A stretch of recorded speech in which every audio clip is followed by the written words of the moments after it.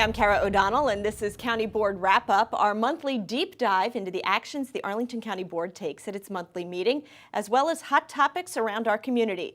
Today, County Board Chair Katie Crystal and Board Member John Weistad are our guests. Thank you both for being here today. We're going to be talking about the board hosting community conversations about what growth should look like in Arlington. We'll celebrate this year's graduates from Neighborhood College, take a look at Pride Month in Arlington, and much more. So let's start, Katie, with the Big Idea Roundtables. Everybody's been talking quite a lot about that in recent weeks. First of all, let's tell folks what the Big Idea Roundtables are and how this idea came about. Sure. So the Big Idea Roundtables just concluded. They were a series of 9 conversations with small groups, or at least intended to be small. Some brought in overflow crowds around the county, focused on the question of how should Arlington grow. These conversations, or the need for them, really had their genesis in the idea that we have a lot of opportunities to weigh in on the specifics in Arlington County, on public policy issues, sometimes actually pretty large public policy issues like affordable housing or tree canopy and natural spaces. But they can get a little bit technical. How far should an accessory dwelling unit be set back from the neighboring property, for example, or where should an elementary school facility go? And what's underlying all of those more technical conversations is a high-level concern or excitement or just plain differences of opinion about the big picture question, which is, how is Arlington growing and changing? What do we welcome about that, and what do we feel some concern about? So the Big Idea Roundtables were an opportunity for neighbors to come together and primarily talk to other neighbors and citizens about how they feel and the answer to that question of how Arlington should grow. Okay. And you know, Kara, one of the positive aspects of this is, you know, we spend so much time on the granular things, the next site plan, the next proposal, the next task force, whatever. This was a chance to take the conversation up a level. Think about the big picture, because managing, shaping our growth, it's one of our central challenges today. Absolutely. Well, we had a chance to speak to some of the residents who attended these meetings. Let's take a quick look, and then we'll talk about what they had to say. I've lived here for more than 40 years and never been part of something like this, and I just think it's good not only for the county government, but for those of us who live here to hear other just regular people and what we care about. I've been here in Arlington now for 12 years, to be 13 in October. So my knowledge of Arlington, even though it's been that long, is very limited. I know North Arlington, and I thought all of Arlington was like that. Some of my frustrations or some of my concerns that I felt as a young Arlingtonian actually were visible in all parts of the county, across all different demographics, across all different age ranges. We can look at Arlington in terms of the life cycle of an individual and see how does this person do in Arlington as a child, as a young adult, as a married parent of young children, as a midlife professional, and as a senior, and follow one person through their life cycle and see what sort of community do we want this person to have. I heard the voices of the people that are my tenants, and they were wonderful voices and lovely people, and the fact that we could be in a room and have a dialogue as human being to human being was awesome. The idea that we are having these 9, 10, 12 big roundtable conversations and that we're jotting everything down is helpful, but I really hope that something comes from it in terms of movement. Okay, so a lot of really interesting comments that came across there. Was this the kind of thing you were expecting, or were there some surprises in the mix? Absolutely. I loved the comment about the major takeaway somebody had was the opportunity not just to give feedback to county government, but to talk to and hear from their fellow citizens. That really was one of our chief goals. You know, we had described it as, in almost all of our civic engagement, the primary objective is for residents and stakeholders to give feedback to the board or to county staff or maybe to our commissions. Secondarily, maybe they'll hear from each other and learn something from another's perspective, but the primary goal really is that feedback. And here it was flipped. The primary objective really was that opportunity for people to talk to others, have some of their perspectives validated or challenged, find points of commonality, as one person mentioned. But certainly, as one of the participants noted, we were taking pretty detailed notes, and we're looking forward to trying to summarize, at least at a pretty high level, what we heard. There's no specific policy action for the board as a result of these roundtables. Again, the conversation really was the thing.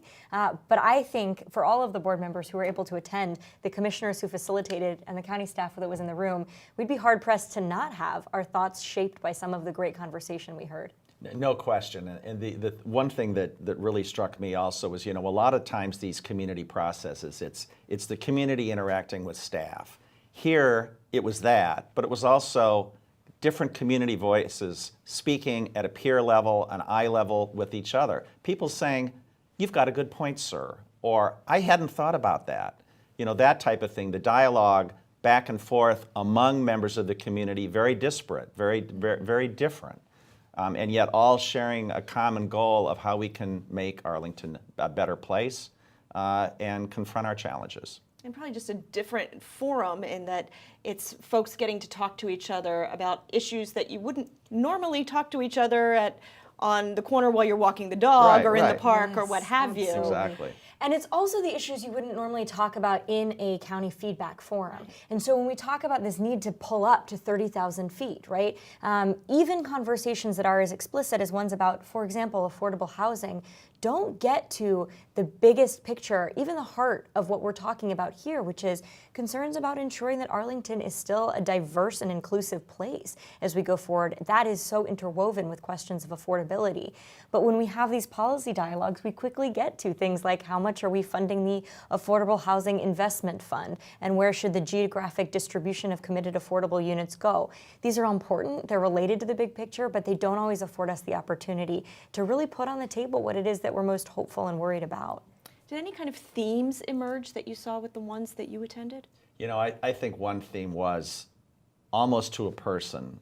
Everybody said how much they value their own community, their own neighborhood, but yet we're a mosaic, we're a part of the bigger picture, we're a part of the whole. 26 square miles, but comprised of over 50 different neighborhoods and civic associations. The real appeal of the Big Idea Roundtables is the opportunity to bring people of different backgrounds together. So we've talked about how there's certainly a lot of opportunity and even desire to do this sort of focus group exercise with different groups of folks around the community. Some groups that may have been underrepresented that we want to continue to try to reach out to. So that might be one avenue where we head. We also heard some big themes that we might want to follow up on. How we bring, for example, an equity lens into our planning for our future, and land use might be an area for further kind of more intensive discussion. So, we're just sitting down with everything we gathered, everything we heard, and trying to figure out the best way to keep this conversation going, whether it's another round of Big Idea Roundtables or a more focused and targeted direction. But one thing is for sure, this is the beginning of a conversation, certainly not the end of it. It's one thing I noticed from a couple of the speakers. They said that they were just so glad to, I think, finally feel their voice was heard and they could, kind of be honest in a forum with their peers. I think we do not really see, when we're involved with meetings, we're involved with policy, that people who don't come to board meetings, who don't engage with their government on a local basis, they really need this kind of outlet to express their views, and I think we can really get some great ideas out of it. Well, and it attracted that diversity. I mean, could it have been more diverse? No question about it, but the roundtables attracted not only the community activists, the folks that we see a lot, but it also attracted folks who, as the one woman indicated, she came out, she thought it was an intriguing process and wanted to take advantage of it. Okay, and so now how are you going to keep these thoughts in mind? I wrote things down. I know there's no policy expected specifically from these roundtables, but how's it going to help you think a little bit differently as you're shaping the county's vision and policy moving forward? One of my big takeaways, in addition to the equity piece, which is the chief one for me, and I'll be thinking about a lot in the months to come, but one of my big takeaways was the need that we have when we talk about public policy in this county to communicate it in terms of people. We had so many interesting conversations in these roundtables. When folks talk about their concerns about growth, they often talk in terms of the number of housing units, or the number of cars on the road, or the number of elementary, middle, and high school seats required. And that's almost a different conversation than the ones people are having when they talk about people. So people are excited about other people, their future neighbors. They're less excited about the units, the cars, the seats. And so I have this big takeaway that we have to start getting better in our conversations when we're talking about a 150-unit committed affordable project, for example. Who those people are, what kind of lives they lead, what they'll contribute to the neighborhood or continue to contribute if they're able to move from somewhere to a more rent-stabilized home. Really that need to be able to talk in our growth about the families, the individuals, the workers, the neighbors, the kids, the people. All right, well, we'll see where they go from here, and thank you to all the community members who came and expressed your views. Let's change gears a little bit and talk about a site plan amendment that will allow a little more density to kind of one of Arlington's hallmarks, as it is, a longtime tenant in DARPA. The federal agency is looking for a little bit of increased density. Let's talk a little bit about that. Sure. So the Defense Advanced Research Projects Agency, DARPA, we're a county of alphabet soup here at the, right next door to the federal government. We took that step on Saturday to accommodate that agency for a little bit of increased density in the heart of Ballston, about 1,300 square feet. The agency employs over 200 people in this area.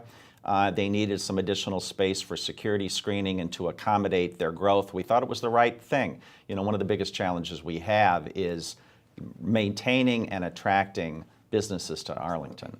And of course, DARPA being kind of a hub for that technology innovation that's been so popular here in Arlington, that's been a big reason for it. Why specifically the move for DARPA? We want to make sure we're good neighbors to DARPA, correct? Well, right. Not only that, but sometimes it's easy to think about a defense agency, a government agency, sleepy, back office, kind of humdrum office types of uses. But DARPA really is at the heart of innovation and technology for the defense industry. We've got the Naval Intelligence Agency. We've got Virginia Tech right down the street. So the neighborhood of Ballston, and by the way, I think we all share the excitement of Ballston Quarter. I can't help but get in that plug for the new shopping and destination and entertainment complex rising. But Ballston is really shaping up as a hub for technology, for innovation, for different agencies of all sorts. We're very excited to accommodate DARPA in this request in that mixed-use Founders Square development just off of Quincy and Glebe. And they're also kind of an employer not only directly for quite a few people, but they also use the work of quite a few of the tech contractors around the area. And this type of agency spawns those contractors, no question about it. Our economic development team, as you know, Kara, is fond of using the phrase ecosystem, right? So it's not just about the effort to attract a one-off tenant, but really to try to create an economy right here in Arlington that supports everyone from a tech startup that's interesting in contracting with the federal government all the way to a larger or fixed federal agency. And the university component, John, you mentioned Virginia Tech, a lot of their research happening right there in Ballston as well. So really is creating that. It's all there. All right, well, we're going to take a short break right now, but when we return, we'll chat with our board members about allowing Arlington Public Schools to park its white fleet on the Buc property. Stay with us.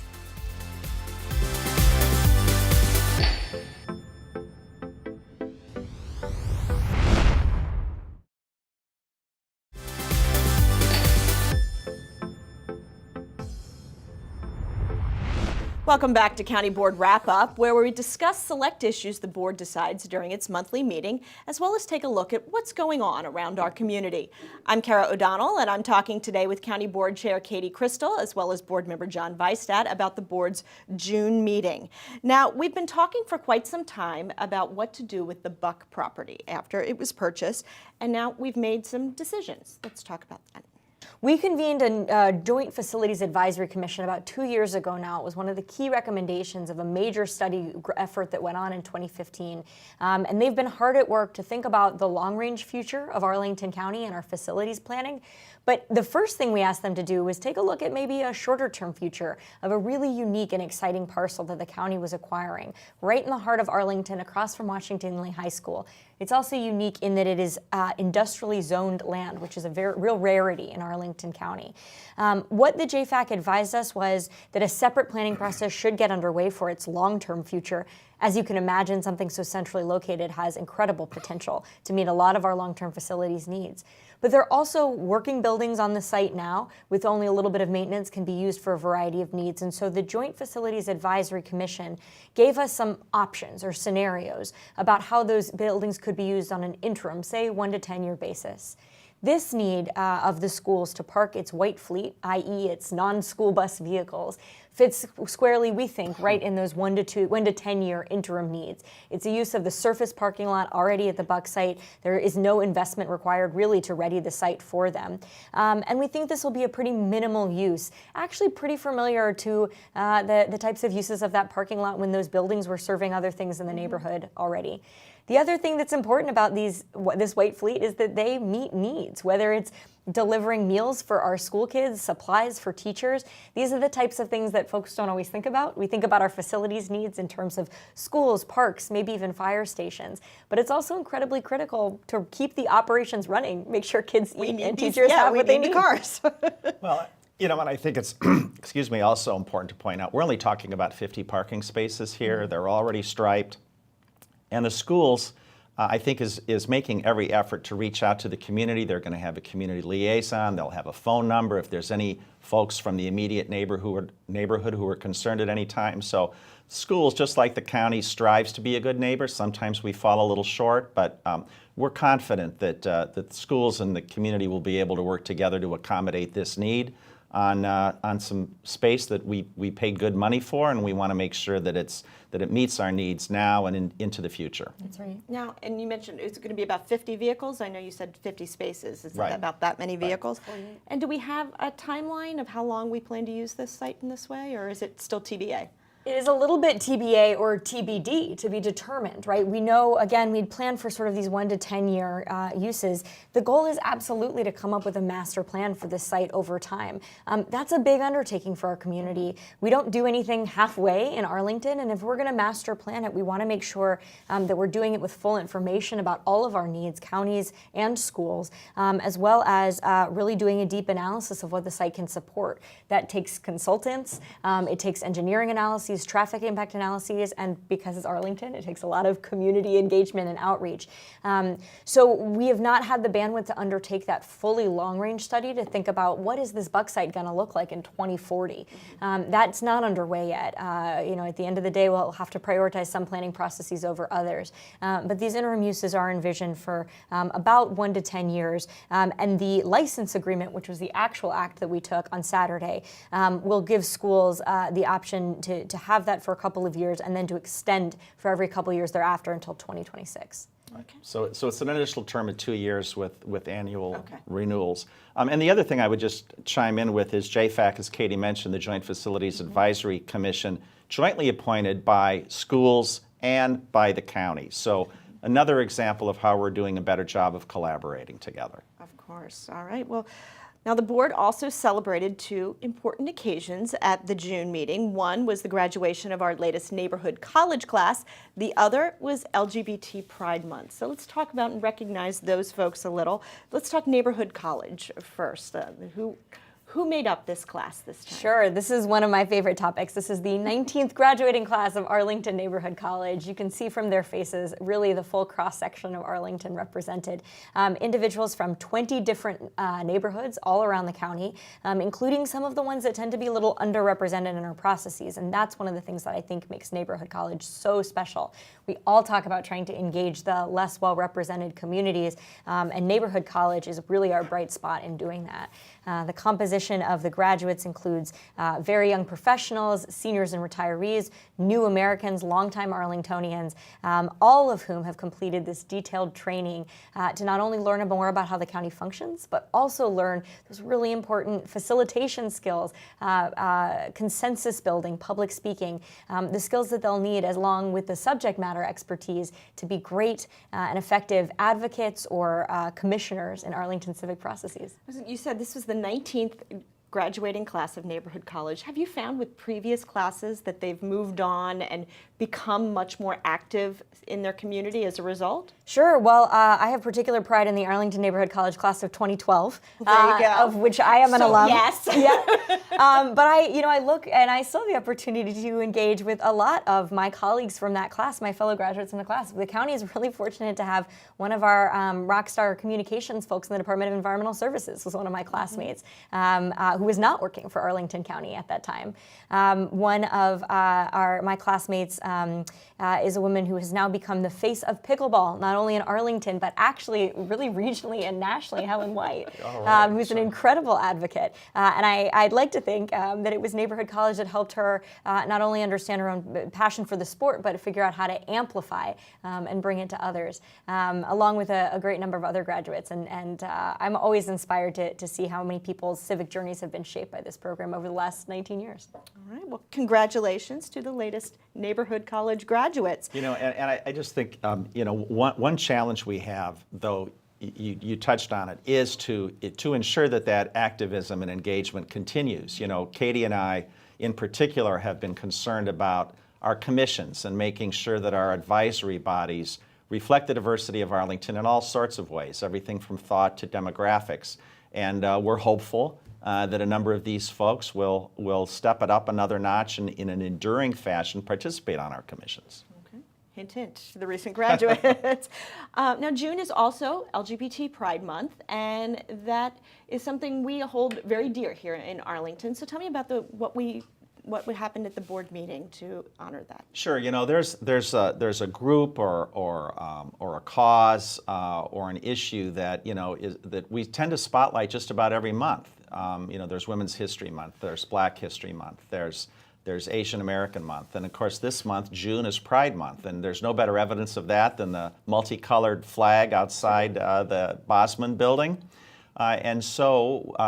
Our chair issued a proclamation, read the proclamation from the dais, but more importantly, we decided that it was a good opportunity, and I was particularly pleased that as the County Board's liaison to our Human Rights Commission, that we called on the Human Rights Commission, in particular the chair of the Equality Group, the Equality Task Force within the HRC, Kyle Tibbetts, to provide a brief presentation on what the Equality Task Force is doing, how we can further ensure that the LGBTQ community are full participants in our diverse community. So he provided a PowerPoint, talked about how we're doing, what we need to do a little bit more with respect to. Okay. What were the highlights of that? Anything specific that stood out to you? So we just, with the county's communications folks, we just unveiled a new, much more robust website about the LGBT community, resources, issues, that type of thing. And one of the things that Mr. Tibbetts focused on was the Municipal Equality Index, or MEI, that is a device that the Human Rights Campaign, one of the largest LGBT advocacy groups in the entire country, devised. We scored a 93, not 100, better than most communities all across the country rather. We can do a little bit better. Some of the indexes were non-discrimination laws, the county as an employer, municipal services, law enforcement, and overall relationship. You know, do we have a Human Rights Commission? Absolutely. Do we have strong laws? Definitely. How's our law enforcement interacting with that community? Hate crimes, that type of thing. Bullying, anti-bullying in the schools, one thing that I spoke out against when I was president of the Yorktown PTA, in fact, on the County Council of PTAs. So we're making progress. The county attorney pledged to work with us in terms of scouring our procurement laws to make sure that we have the tools necessary to go the full distance that we need to do in Arlington. And one of the notions I think that our Human Rights Task Force, or LGBT Task Force of the Human Rights Commission that surfaced, that's really appropriate for this year because of the theme of this year's National Pride Month, was the importance of youth and reaching out to LGBT youth, exactly as John was referencing in terms of combating bullying, but also ensuring that parents have the education that they need to support LGBT young people and teens. We also know that LGBT young people are at much greater risk for ending up homeless or a variety of other behaviors we're trying to prevent. And so really having the leadership of our Human Rights Commission in helping integrate with whether it's our community response to domestic violence and sexual assault, Project Peace, or other youth-serving task forces. That's really a way that we're going to continue to grow and build on these efforts to make sure all of our young people feel included, welcome, and healthy in Arlington County. And like all our commissions, the Human Rights Commission, open to the public, getting out into the community every month. Happy to have new candidates for appointment. There we go. We will end it on that note. That brings us to the end of another County Board wrap-up. I hope you've enjoyed our chat with County Board Chair Katie Crystal and Board Member John Weistad as we've explored some of the key decisions the board makes each month and the actions the board takes that affect you, your family, and our community. Remember, all county board meetings are open to the public and live streamed and archived on our website. Just go to arlingtonva.us and search County Board. And if you want to tell us what you think about these issues and more, visit the county website, topics.arlingtonva.us/engage. I'm Kara O'Donnell, and I'll see you next month here on County Board Wrap Up.